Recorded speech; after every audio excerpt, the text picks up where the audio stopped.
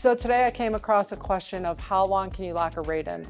My client thought 60 days was the max. You can lock a rate. We have extended rate programs up to 360 days, which is 1 year.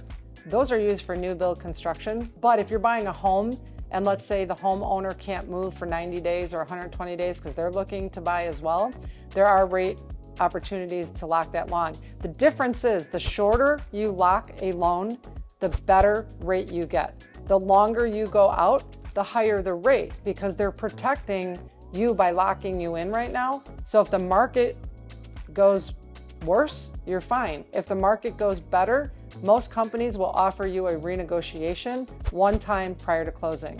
So if you have any questions on how extended rate locks work or what rate locks are available, please feel free to reach out to me. Remember, I'm here for all your mortgage needs. While I do renovation lending, I also do move-in ready. So if you're unsure whether you want to get a fixer-upper or a move-in ready, I can handle both. So please subscribe to my YouTube channel for more news, market updates, and opportunities to save money.